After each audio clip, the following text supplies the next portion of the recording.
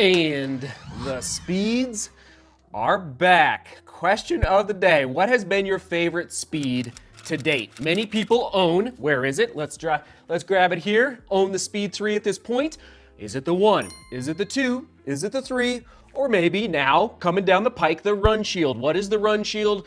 Who is the best for? What will I use this shoe for? So Runshield is their water-resistant upper, all right, to help keep your feet dry, especially through the winter months. When it's slushy out there, snowy, you're getting in the mud, you're getting in the grime, that's where the Runshield comes into play. And I would use, if I was training for Boston, if I was training for a spring marathon and I wanted to keep my turnover high through the winter months and just keep moving forward in a quicker way, that's where this Speed 3 Runshield comes into play. And especially, we don't get a ton of, we get snow here, but we don't get that slush or ice storms. I'm thinking of Nebraska. I've been in some bad ice storms in Nebraska before. That's, again, where this shoe could come into play for your winter training, all right? It is a neutral road shoe twisting. Good amount. There you go.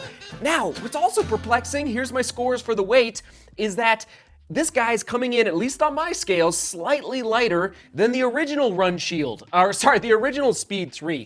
We're looking at 7.5, 7.6 on that scale, and now we're looking at 7.3, 7.4. So just a little bit, not much, but you would think that with that Runshield technology through the upper, that this would weigh and definitely not way less, but maybe even significantly more because you're adding that extra protection through the upper. I digress. Overall upper scores, awesome. Semi-gusset, there you go. The heel counter it's great. It's not too stout, okay? I like that. And the lockdown. Again, I think it's the added and the exact scientific material that you're using for this Runshield technology. I'm not exactly sure, but it adds a little extra padding on top of the foot when you're lacing in, and I love it. And so that lockdown it felt better than the Speed 3. There's no way to get around it. Here we go to the midsole, Power Run PB midsole. It's a PBAX polymer-based foam. All right, it's this foam that creates a lattice structure. And I always compare it to when you go to maybe a 7-Eleven or a gas station and maybe you buy a cooler at the gas station, like you're going out to the lake or you're going camping or something, and it just kind of feels like that styrofoam in a good way. I know that's maybe not the best, but in a good way, it feels like that to the touch, and it's bouncy, okay? Now, it's softer. Okay, again, according to my durometer, and I'm hearing reports of this as well around the intrawebs, and you might ask, so I'm getting like 30 to 31 for the durometer, whereas in the Speed 3, the original, looking at closer to 34, 35. So very similar, very close, but a little softer in the Runshield. And based, again, what I've researched is that because in the cold winter months, when you're out there training, getting ready for your spring marathons, the midsole foams can harden up when it's really cold, below freezing, below 20, below 10. And so therefore, making the midsole durometer just a little softer helps relieve a little bit of the pounding on the cold. And did you know that pavement gets harder in the wintertime versus the summertime when it's hot out? It actually does soften up a little bit.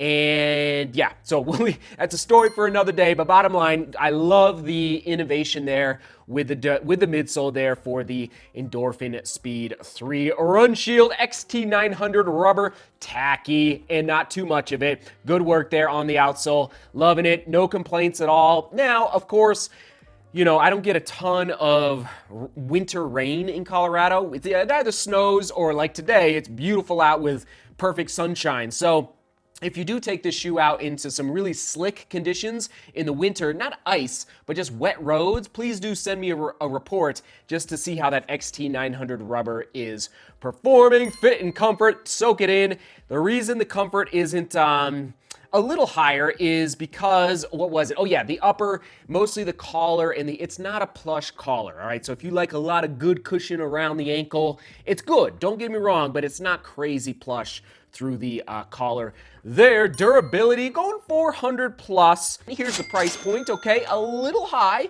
but again, it has the Runshield tech in that upper, which is why they can kind of get away with it, and that's okay. Like, this is built for a very specific person. For me, half marathon in March or April, but in December, January, February, especially, okay, I'll say like late January, February, you know you need to keep moving forward and get that snappy feel under step. Make sure the legs are not falling asleep through the winter time in order to get ready for your spring half or full.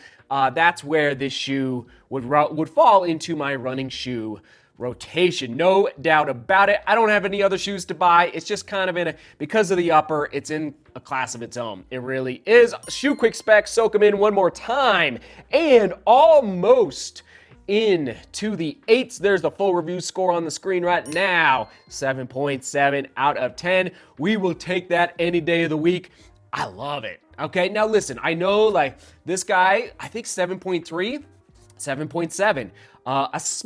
Just a smidge lighter on my scales, and also the softer midsole. Now, you know me and the girth of the midsoles, but we'll see what they do. Let's see with the Speed 4 Runshield in 2023. All right. Saucony, I'm excited. Good work there. I would buy it in a heartbeat once again. Now, for the comment of the day, hit pause. There it is on your screen. We're gonna change it up a little bit just to save a little bit of your time, all right? So if you wanna read the full comment of the day, there it is from Stoic Runner. And we will toss it to the Speed 3 full review.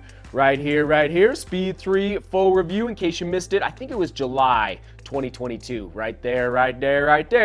All right, seek beauty, work hard, love each other. See you tomorrow.